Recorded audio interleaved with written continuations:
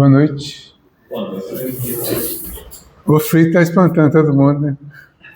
Então vamos agradecer por estar aqui, pedir a Jesus que nos ilumine, né, nos abençoe e que nós possamos dar continuidade ao estudo, agradecendo a primeira parte aí com o Delano, do Evangelho, o nosso convite para a pureza, né? Mas eu fiquei pensando ali, sabe? Eu vi o Tiago e a Vilma ali, eu fiquei pensando no exemplo que o Delano deu aqui, né? Da mãe vendo o filho lá, naqueles negócios da Globo, lá pulando daqueles lugares lá, por exemplo. Como é que era? Como é que ficava o coração? Não, eu imagino. Comendo aqueles bichinhos vivos lá. Né? Ele fez isso aí lá na Globo, eu via. Tem muito tempo, né? Como é que chama aquele programa? Hipertensão. O nome do programa, hipertensão. Então, até eu ficava apertado, imagina a mãe, né?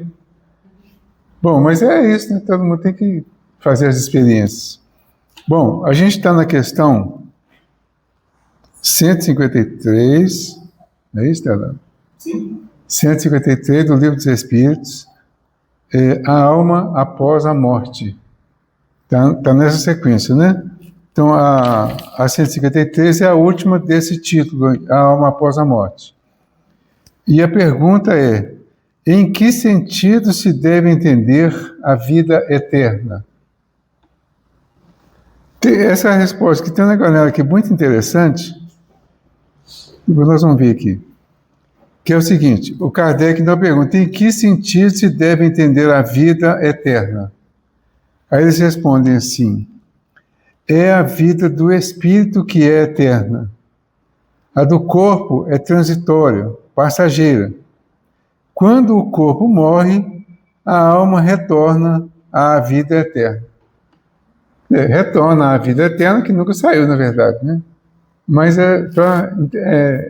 de momento, né? De característica, de posicionamento. Tá? Então, a vida eterna é a que não vai acabar nunca. Tem tipo um joguinho de palavras aí nesse negócio de vida eterna e imortal, né? Mas algumas pessoas falam, não, eterno é quando não foi criado. Aí, então, só Deus seria eterno. Imortal é quando foi criado, mas não vai morrer. Mas o dicionário mistura um com o outro. Então, fica a critério de cada um.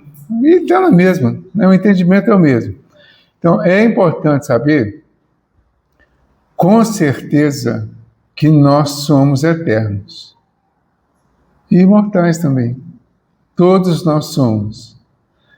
Isso precisa fazer parte de nós como um momento de consciência dessa realidade para aplicar no dia a dia, para a gente resolver uma série de questões que temos em relação à morte. Um dia desses pedi para a gente falar sobre desvinculações difíceis. Aí eu fui ver um estudo de uma pessoa, eu nem sei o nome da pessoa, não. Eu vi só uma parte, e aí já foi direto na morte, né? E chegou, era um grupo espírita, todo mundo é espírita, perguntou se todo mundo era espírita, todo mundo era espírita, todo mundo é cristão, todo mundo sabe da imortalidade, né? E sabe da eternidade, certo? Aí ele fez a pergunta que ninguém queria ouvir, né? Vamos morrer então?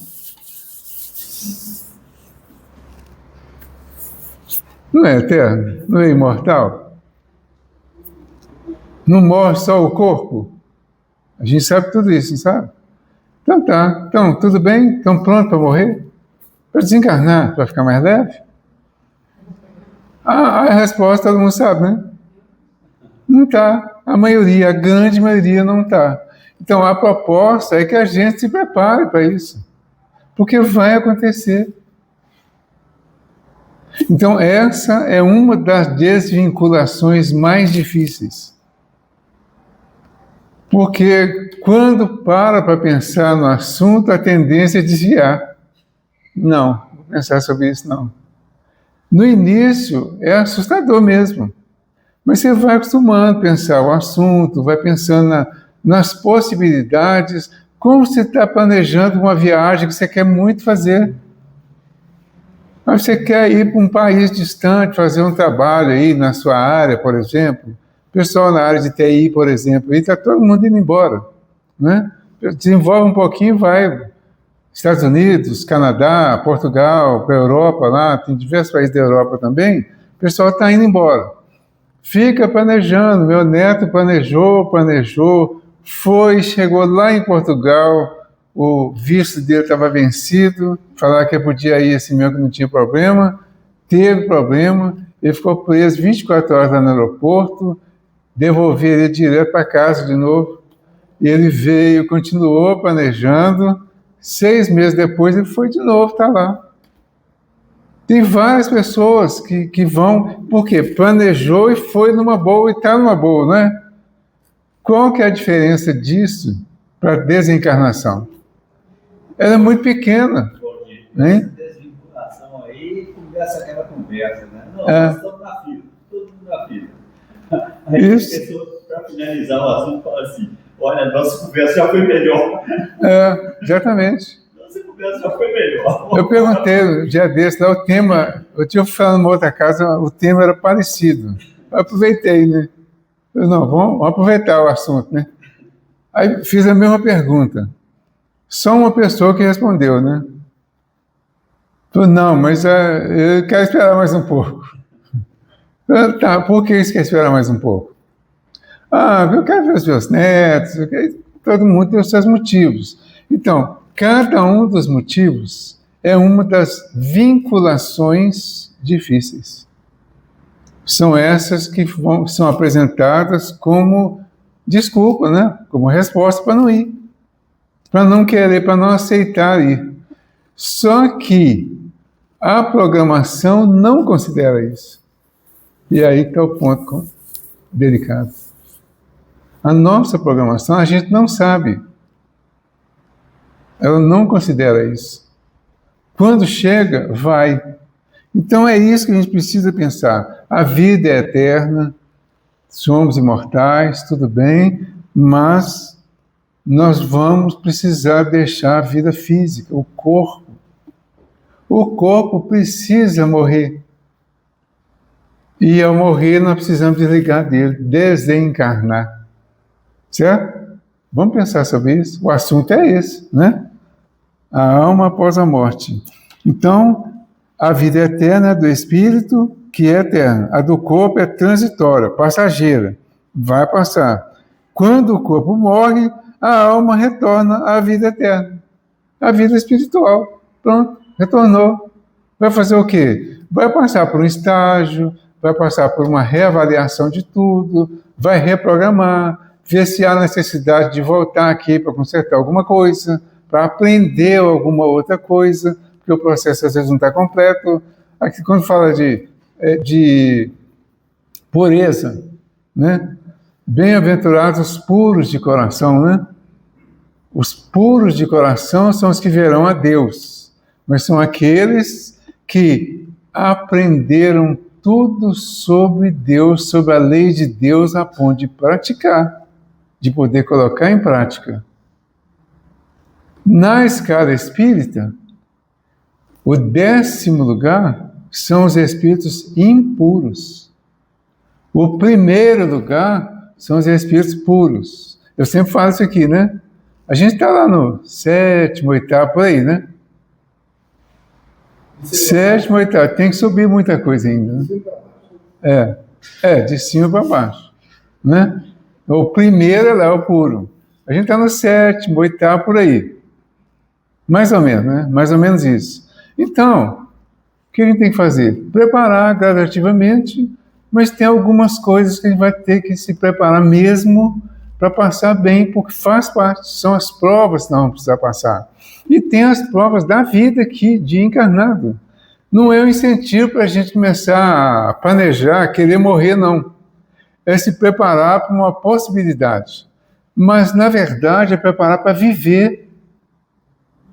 Eu sou eterno, então eu tenho que considerar que quanto melhor for a minha vida hoje, eu sei que a minha vida como espírito vai continuar amanhã, e depois. Quanto melhor eu fizer hoje, será garantia para um amanhã também melhor, que é a continuação.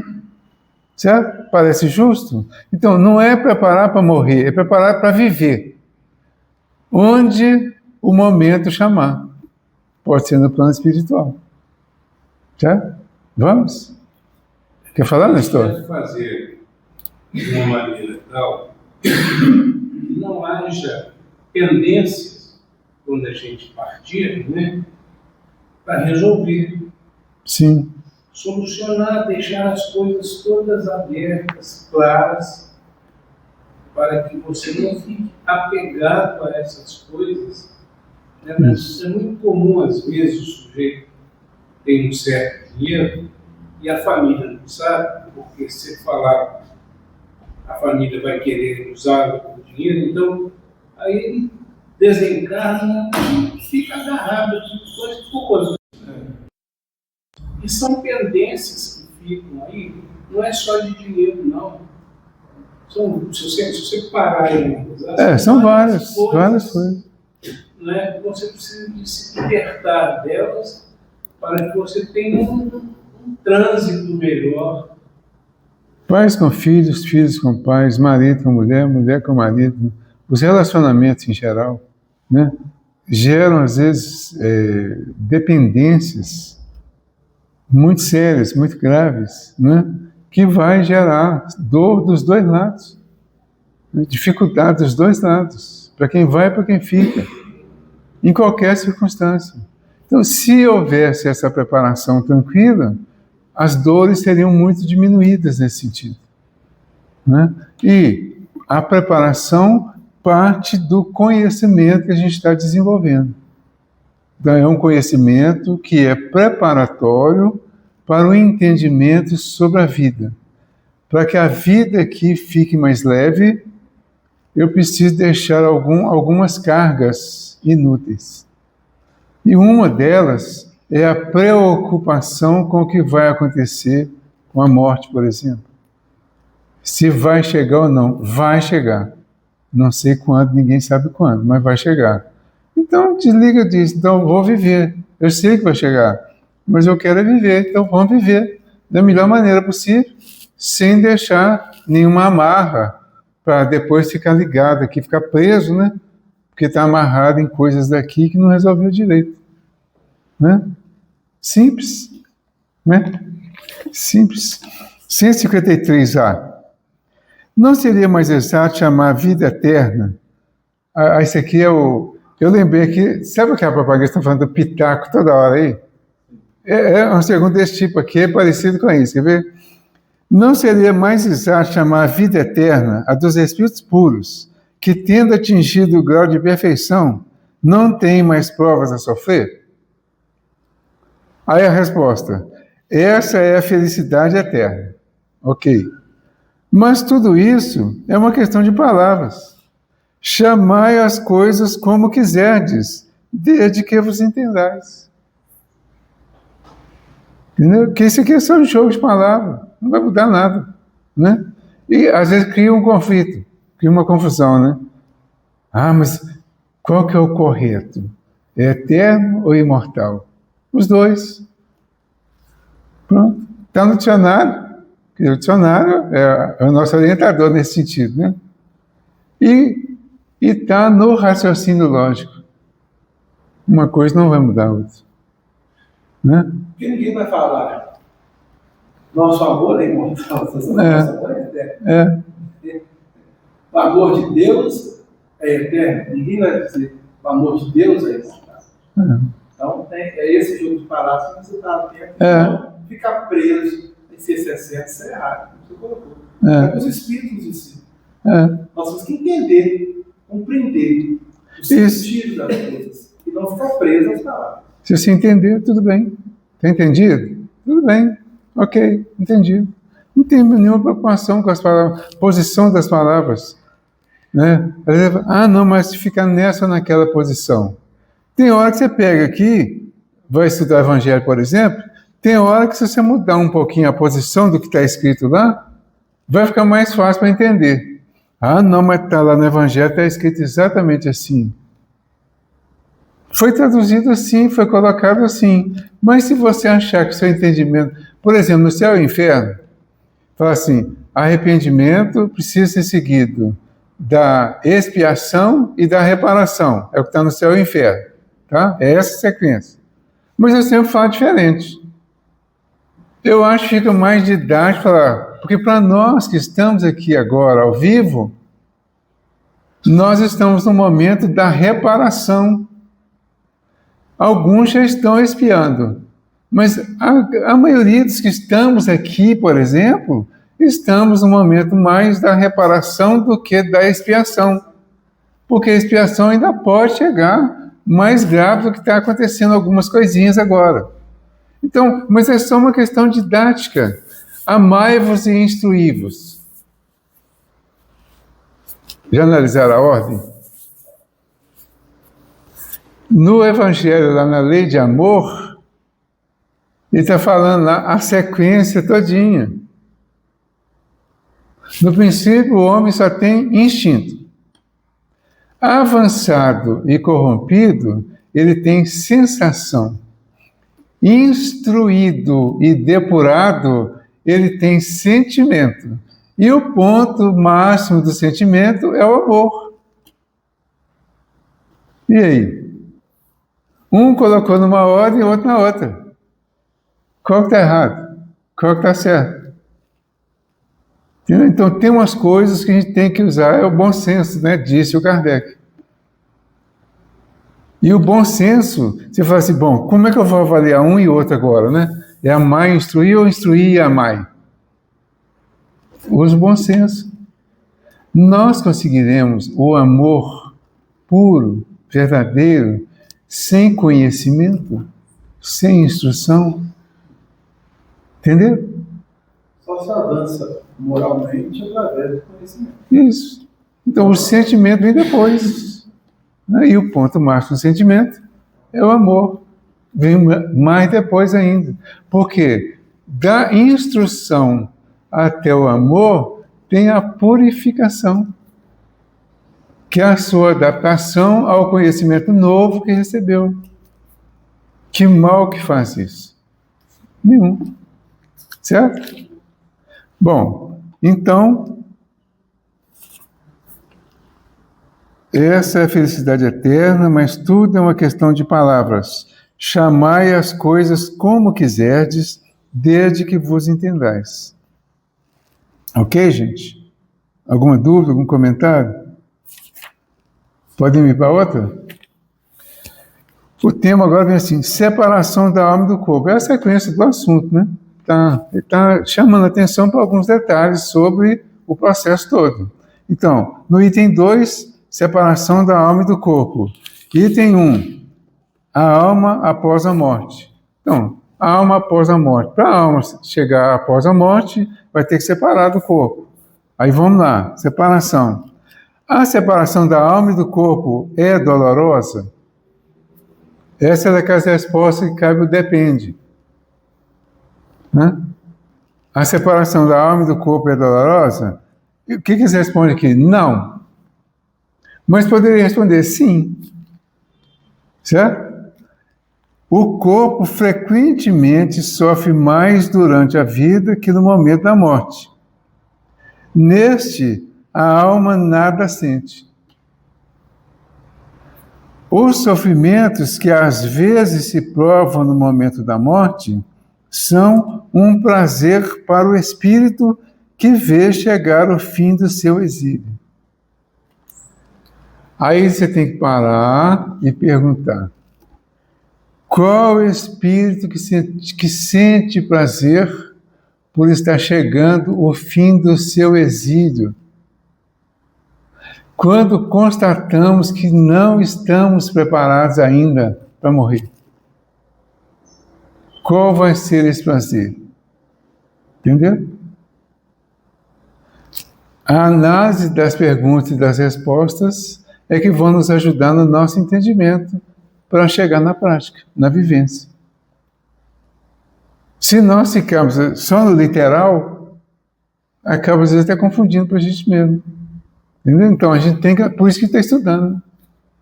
O estudo é exatamente para isso. É pegar, analisar a pergunta e a resposta e fazer uma adaptação dela para o nosso momento, para a nossa condição cultural, espiritual, para, com essa adaptação ao nosso entendimento, ao nosso conhecimento, à nossa posição espiritual, é que nós vamos facilitando o próprio entendimento. Se eu quiser entender com o Kardec, exclusivamente como os espíritos, se eu quiser entender com a Joana de Ângeles, com o Emmanuel, eu vou ter que decorar e vou continuar decorando sem entender. O que eu tenho que fazer? Traduzir. Trazer para o meu nível de conhecimento, para o meu nível de entendimento. No meu nível de entendimento, eu vou tirar a conclusão que eu consigo e que eu preciso. No nível de entendimento do outro, eu posso criar um conflito porque eu não consigo entender no mesmo nível do outro. Isso inclui os autores espirituais, que vão trazendo para nós, eles baixam vamos dizer, o teor das informações para ficar o mais próximo possível de nós. Mas ainda assim, esses mais elevados não trazem tão próximo. Então a gente pega lá a mensagem da Joana de Ângeles, você tem que ler muita coisa lá com o dicionário na mão. Senão você não vai entender nada. Mas além de ter que ter o dicionário na mão, você vai ter que entender a ideia como um todo, a informação que ela traz, para ver qual a possibilidade de adaptação dessa informação à nossa vida, ao nosso momento. É um exercício, então, de concentração no estudo, estudar, compreender as palavras. Você vai lá no dicionário e acha uma palavra sobre aquela que está lá no livro que está mais de acordo com o seu entendimento, o dicionário para isso. Depende também do nível de evolução de cada um. Isso, exatamente. Lá ou não. Isso. Aquela situação de compreender isso aí. Isso. Aí você tem que conversar, tem que ouvir opiniões, ouvir posições. Por isso essa diversidade de expositores com posições bem diferenciadas sobre o mesmo assunto. É para que cada um que fala sobre um determinado assunto atinja grupos diferenciados. Então tem um grupo que vai entender mais o Delano, tem outro grupo que vai entender mais o Valdir, o outro grupo vai entender lá mais o João, e quem for que for trazer aqui. Às vezes a pessoa traz, né? Eu não gosto de aqui, né? Jaqueline é prova disso. Não é que eu não gosto não, do expositor não, tá? É porque a gente, quando... Eu já exerci função de tipo de professor, né? De corrigir, dar curso de expositor e ficar corrigindo. Eu aprendi isso. Aliás, uma das primeiras coisas que a gente aprende no curso de expositor é criticar os outros. No bom sentido, colocar assim. Você vai fazer curso, aprende. No curso você vai aprender direitinho, não vai? Quando você vai para a prática, você vai ver as pessoas fazendo já do jeito prático, que já não combina com a teoria que você recebeu. A sua primeira visão vai ser de crítica, está tudo errado. Então, tecnicamente, às vezes as pessoas que estão práticas, estão aos olhos de quem está saindo da escola, vai estar tudo errado.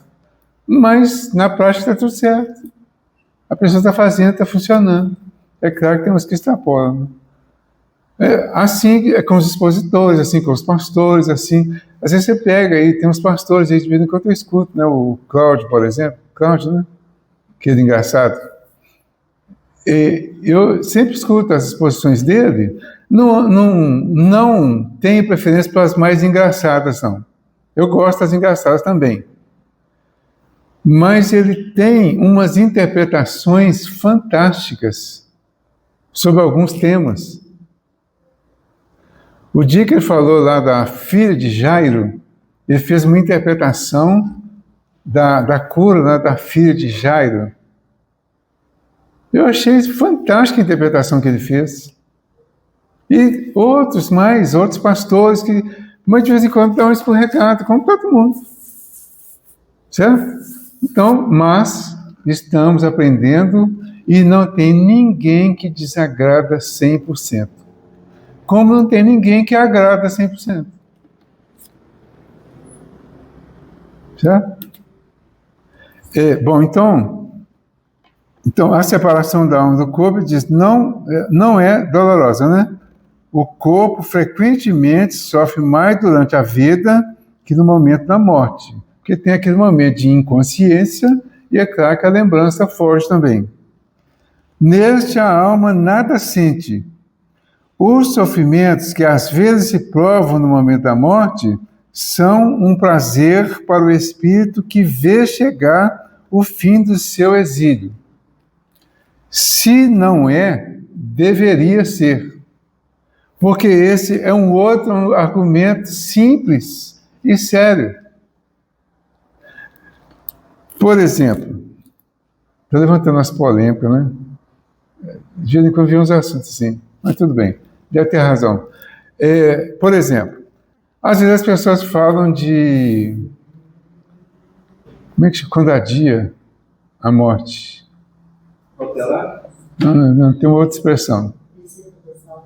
Hã? Não. Moratório. Moratório. Tem umas coisas que quando você fica cheio de interrogação, fica aparecendo um monte de gente para te perguntar a respeito, né? Acho que as pessoas leem as interrogações da gente e vêm fazer, né? Da moratória. Aí eu fico analisando, eu não sou 100% contra não, tá? Aliás, você nem tem razão nenhuma para ser contra. Mas eu fico questionando. Esse é um dos motivos de questionar a moratória. Você não vai sair do exílio, da prisão? Quem quer que a sua saída da prisão seja protelada? Ah, tá, você cumpriu sua pena, 10 anos de pena, tá? Aí no dia que vence, não, você vai ter uma moratória. Você vai ficar mais 5 anos. Então, eu questiono isso. E questiono, eu acredito que algumas pessoas, alguns espíritos que têm missões muito específicas, vêm com essa data final aberta. Eu prefiro acreditar mais assim, por quê? Simples. Eu não quero me colocar nesse meio.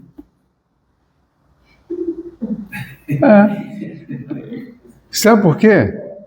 Porque quando nós nos colocamos em situações assim, a gente fica naquela expectativa. E o dia que você vai, se você achar que está cedo ainda, você fala, pô, mas se tem moratória, por que não me deram? Por que eu não tive? Eu não mereci? Fiz tudo errado? Como é que é? Então, aí eu prefiro acreditar numa coisa assim mais fechada. Certo? Você vai ter que resgatar? Vai, pronto. Tem aquele negócio de amenizar? Você tinha que perder o braço, vai perder o dedinho? Não, gente, você tinha que perder o braço, vai perder o braço. Para que o dedinho? Porque se eu perco o dedinho, eu vou achar ruim também. E todo mundo vai. Não é? Então, perdeu o braço, perdeu o dedinho, perdeu a cabeça, vai achar ruim. Então, tem umas coisas que eu vejo mais como uma ilusão que a gente cria para a gente mesmo, para viver de uma forma ainda iludida. E eu acho que às vezes precisamos pensar sobre essas coisas, para não viver iludido. Certo? Ilusão acaba gerando processos mais doentios. É preciso viver de acordo com a realidade. Há uma programação no plano espiritual. O universo é todo regido por leis perfeitas. Só em casos especialíssimos é que a gente poderia imaginar mudança nessas leis. Mas mesmo assim, quem mudaria? Deus? Mas Deus não pode mudar, que se ele mudar, ele perde a perfeição. Não é assim? Está lá na Gênesis, quando fala dos milagres. Então é melhor pensar, o que é meu e vem para mim. Se não é meu, não vem para mim. Pronto. Se veio, é meu, tem que resolver. Seja o que for. Tem hora que dói, mas eu acho melhor assim, tá? Essa é uma interpretação quase que pessoal. Tá? Inclusive a questão da moratória. Exatamente, esse é um dos pontos. Ó. O espírito, que é um prazer para o espírito que vê chegar o fim do seu exílio. Aí o Kardec comenta aqui, né? Na morte natural, que se verifica pelo esgotamento da vitalidade orgânica em consequência da idade, o homem deixa a vida sem o perceber. É uma lâmpada que se apaga por falta de energia. Bacana. É uma possibilidade, é uma hipótese bem tranquila, né? Você vai passando o tempo, vai envelhecendo, vai chegando ao final e vai caminhando. E quanto mais no final se chega, mais aparentemente preparado estará. Se realmente se preparou. Porque se não preparou, vai chegar lá no finalzinho dando trabalho. Não querendo ir, por exemplo. Né? E vai sofrer. Certo? Então a gente tem que ponderar tudo, avaliar tudo, usar o bom senso, que o Kardec foi um dos portadores maiores, racionalizar perguntas e respostas, as ideias, colocar na prática, imaginar na prática. Como seria isso na prática? Qual a lógica disso? Qual a justiça disso na prática? Como que Deus veria? Jesus, para ficar mais perto, né? Como que eu enfrentaria Jesus depois de ter feito isso que eu acabei de fazer? Enfrentaria tranquilamente, convicto de que fiz o correto? Né? Pensar de vez em quando. Como é que vai ser o meu encontro com Ele? Quando eu encontrar, como é que será? Eu consigo imaginar, por exemplo, que Ele jamais vai me julgar, nem me condenar. Ele vai me acolher, vai me dar oportunidade, né? Então Ele não vai me julgar, nem vai me condenar. O que vai me condenar? A minha consciência, né? Fala, Júlio. Como a tradição de a moratória, assim, ela não encaixa num mundo próprio de expiação melhor que no mundo perfeito. Ou seja, nós estamos num plano de expiação, né? Sim. No mundo planeta. Que parece que ela se encaixa melhor, né? Mexe melhor do que um mundo de perfeição. Aí já não dá para ver. Não sei como é, nem imagino como seria uma perfeição com oratória, com tal, aí é o que me fez pensar nesse sentido aí, por esse lado, dessa possibilidade em algumas situações, foi o caso do Chico. O Chico era 30 livros, depois 60 livros, depois 100 livros, depois foi. Aí, quando chegou no 100, ele falou com o Emmanuel que não ia fazer mais, que tá bom, que já tinha escrito demais, né, querer viver a vida dele, não sei o quê, né? O Emmanuel falou com ele, bom, então, já que você está decidindo isso, a partir de agora, a sua vida está à disposição da espiritualidade. Você pode ser chamado embora a qualquer momento. Teve isso com o Chico. Tem a história dela, está no livro, não sei qual livro mais não. Mas tem isso, entendeu? Tem até um nome, isso aí eu não vou lembrar o nome agora não. Mas é como se alguma coisa patrimônio aí do governo, por exemplo, né? Você fica à disposição. Esses patrimônios tombados, por exemplo, aí, né? Seria mais ou menos isso, que você fica sob custódia de alguém. Então, no caso, ele ficaria sob a custódia do plano espiritual. A partir daí, já que ele decidiu que não ia escrever mais, então, a missão dele estava cumprida. Aí ele resolveu, pensou, repensou, e foi até 500 e tantos livros, né? Aí eu fiquei imaginando assim, bom, como que pode ter sido feita essa programação? De fase em fase. ou seja, de números mesmo. Quantos de cada vez, em cada fase? E na medida que essa fase fosse sendo vencida, e até chegar num determinado ponto lá, quando a idade, a doença já fosse aumentando, que poderia a qualquer momento. Mas se surgisse alguma outra situação, alguma outra necessidade, e pudesse segurar mais um pouquinho, em função da tarefa do missionário, aí seria razoável, aceitável, certo? Mas a grande maioria dos outros missionários aí, olha só como é que esse povo morreu, gente. Kardec, 69 anos, 69. 65 anos. Foi receber lá o carteiro para entregar a encomenda. Quem imaginar que ele ia naquele exato momento? Caiu no chão, nem ele. Entendeu? Então, quando ele perguntou, né, e se ele não conseguisse cumprir a missão? Então você vai ser substituído. Pronto. Ninguém é substituível. Aí fez. O Evandro falou para o Chico, pense e repense. Mais ou menos isso. Você colocou que a sua vida foi desapropriada. Desapropriada. Pela espiritualidade. Você sabe.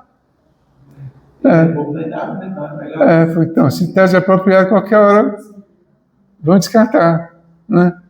Então, existem alguns casos que dá até para a gente conceber essa ideia, porque é missionário, veio com a missão de fazer uma determinada coisa, mas que a finalização pode depender de outros acontecimentos.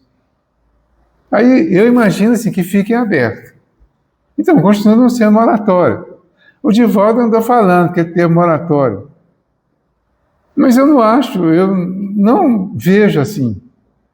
Eu achei que o que ele chamou de moratório foram processos normais, naturais.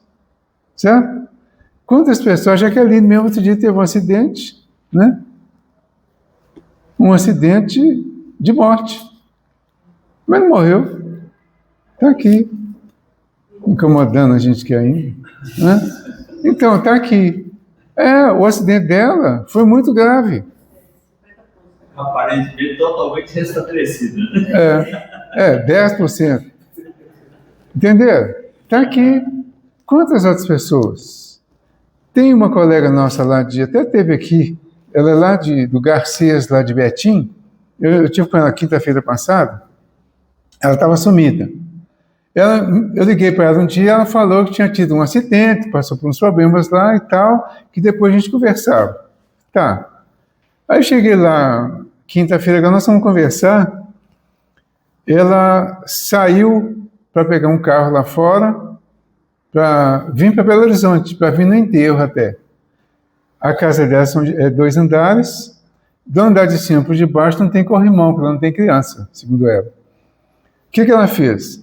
Veio correndo de cima para descer a escada para ir para o andar de baixo para sair. No último andar lá em cima, ela pisou em falso e caiu. Queda livre, 3 metros, bateu a cara no chão, a testa, a cara no chão. Ela me mostrou a foto, ela amassou toda arranhada, toda machucada. Deu, parece, 15 pontos aqui na frente, aqui na testa, mais um monte de ponto para todo lado. Ela machucou toda. Exageradamente até. Foi para o hospital. Ela ficou 15 minutos desacordada, porque o marido dela estava lá no quarto, ela foi, abriu a porta, falou com ele que estava saindo, fechou a porta, saiu, caiu, ele não ouviu nada, só estavam os 2 em casa. Ela ficou 15 minutos lá desacordada, sangrando, acordou, se viu cheio de sangue, levantou, subiu a escada, foi lá e chamou ele para levar para o hospital. Foi para o hospital, fizeram um monte de exame, ela não quebrou nada. Nada. Perdeu muito sangue, cortou, machucou, estragou todo, está lá viva, lá, encarnada. Mas aí eu relaciono com meu pai até. Meu pai ontem faria 98 anos, dia 14 de julho. Como é que foi? Meu pai estava numa mesinha assim, tipo dessa altura, em cima da mesa, rebocando um teto, tá? Ele fala que ele foi sair, a gente imagina que ele foi sair na hora do almoço, para descer da um andaime que ele improvisou lá, né? Caiu no chão, bateu a cabeça, fratura no crânio, uma cirurgia que deve ter dado uns 5 pontos, ele caiu segunda, morreu quarta. Foi muito menos grave do que o tombo da Jaqueline, por exemplo. Entendeu? Aí, foi moratório? Não, não precisa ter sido moratório. Pode ter sido aviso. Pode ter sido algum resgate que estava programado, que era só até esse nível. Aí, a pessoa que tem que descobrir isso, a gente que tem que descobrir, sem nenhum tipo de ilusão, sem nenhuma possibilidade de pensar. O meu medo é pensar em privilégio. Por isso que eu não gosto desse negócio de amigo. Vai perder só o dedinho, porque está fazendo sopa para os pobres, né? Não. Não tem. Porque tem muitas histórias mostrando exatamente o contrário. E elas são muito mais críveis. Aquilo, por exemplo, do Último Ceitil. Quem já viu O Último Ceitil? O livro chama Vidas de Outrora. Quer dizer, o camarada, ele nasceu dentro do leprosário, foi leproso a vida inteira, ranceniano, a vida toda, tá? Já adulto, ele viveu esse tempo todo pensando que o dia que ele resolvesse, ele se suicidava. Então, aí foi a primeira vez que eu vi a ideia de suicídio fazer alguém viver tanto tempo. Ele viveu até o dia que ele encontrou um estudante de medicina, que era espírita, levou e deu um livro dos espíritos para ele. Ele não se aproximava de ninguém, não conversava com ninguém, ele não tinha acesso a ninguém, ele não permitia. E falou para ela, uma jovem chegou, conversou, se aproximou, pegou nele, ele quase que empurrou ela, isso é contando no livro. Ela chamou ele para brincar, ele acabou cedendo, brincou, conversou, aí contou uma boa parte da vida dele para ela.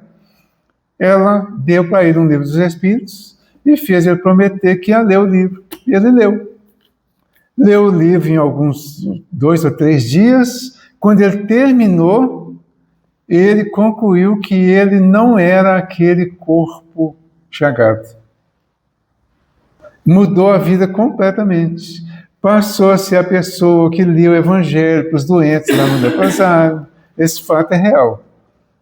Passou a ser a pessoa que lia, que fundou o centro, levou o espiritismo para dentro da colônia, né? E fez tudo direitinho agora, de acordo com a doutrina que ele tinha assimilado.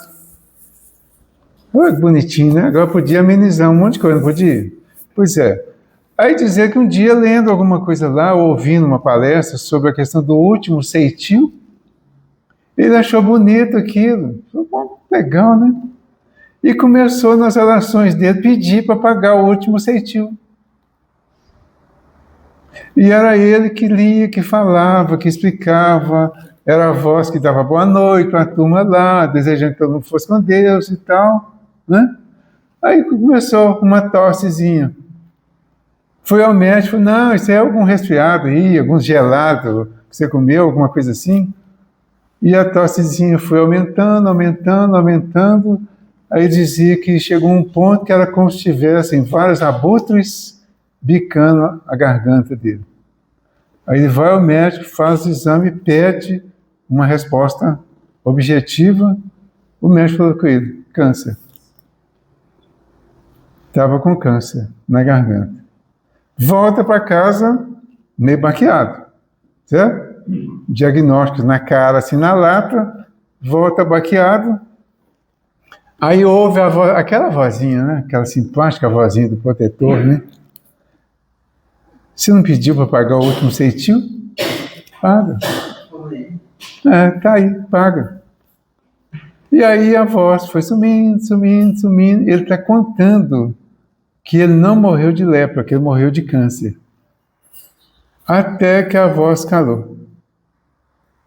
Desencarnou, e aí ele dá a resposta do porquê da voz ter calado daquela forma. Ele era o tal do Alarico, que em Roma era o comandante das tropas que invadia e destruía as cidades. E era ele que comandava a entrada das tropas e o começo da destruição. Então, essa encarnação dele foi a encarnação do resgate pela voz que comandava a invasão e o ataque às cidades. Então, foi essa voz que foi calada como resgate. E amenizar o quê? E, claro que ameniza. Como? A compreensão. Fala, preparar, é você preparar o seu entendimento. Não é amenizar no sentido de mudar as coisas. Amenizar no sentido de compreender as coisas. Compreender a razão das coisas. O Leon Denis tem um livro, O Porquê do Ser, do Destino e da Dor. Né?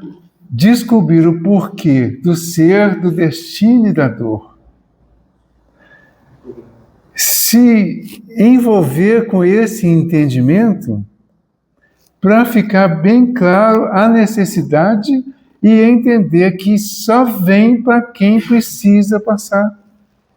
Foi programado, veio, está programado, é reação, é efeito. Todo efeito tem uma causa. E a causa é a origem. E quando vem para mim, vem como efeito. Mas a causa já existia. Saiu de mim. Por isso voltou para mim.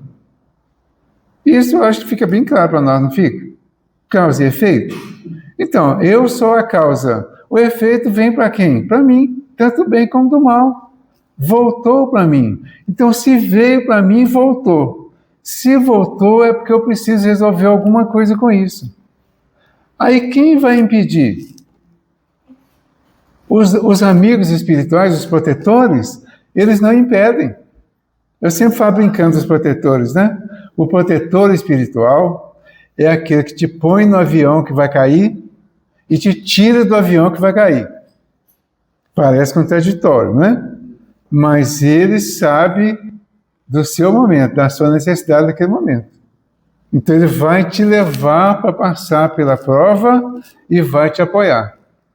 Se você tiver com a compreensão num bom nível, vai manter a sintonia e vai sentir a presença, o apoio, o consolo. Se tiver desesperado, não vai sentir nada disso. Então o que ameniza? É a minha reação íntima que vai ser amenizada, porque eu vou me sentir totalmente amparado diante da proteção espiritual. Mas a coisa vai acontecer. Certo? Vai acontecer. Do jeito que precisa acontecer. Eu acredito, sinceramente, pensem sobre isso aí, a minha crença não é verdade absoluta, claro, mas eu acredito que se a gente conseguisse pensar assim, já ficaria imediatamente mais leve. Certo? Se você pensasse, bom, o que é para eu resolver, vem para mim e eu vou ter que resolver. Se eu não tenho que resolver, não vem para mim. Simples assim. Se vier, virá amenizado não pela questão física, pela questão íntima, espiritual. Serei ajudado, serei apoiado. Por quê? Eu perguntei agora mesmo. Será que a gente imagina Jesus julgando, condenando? Não. Então Jesus é o nosso maior protetor. Ele vai permitir que a gente vá para onde tem que ir e saia de onde tem que sair de acordo com o momento, com a necessidade. Sem julgamento. É simplesmente permitir que o necessário aconteça.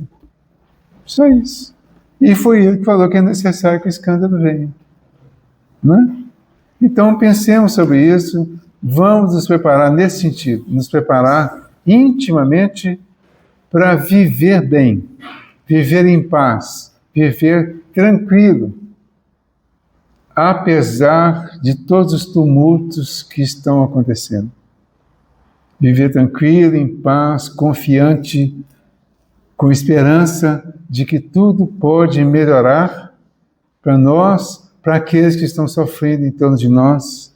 Tudo é possível mudar a partir de nós. Certo? Vamos terminar? Agradecer. Pai nosso que estais nos céus, santificado seja o vosso nome. Venha a nós o vosso reino, seja feita a vossa vontade, assim na terra como nos céus. O pão nosso de cada dia nos dai hoje. Perdoai as nossas ofensas, assim como nós perdoamos a quem nos tem ofendido. Não nos deixeis cair em tentação, mas livra-nos do mal. Jesus amigo, nós estamos agradecendo pela presença dos teus mensageiros juntos de nós, pela certeza que temos a cada dia mais da presença desses amigos protetores que cuidam da nossa vida aqui e permitem que aconteça apenas o que é necessário acontecer para o nosso crescimento espiritual. Que possamos desenvolver cada vez mais a consciência dessa certeza, dessa realidade.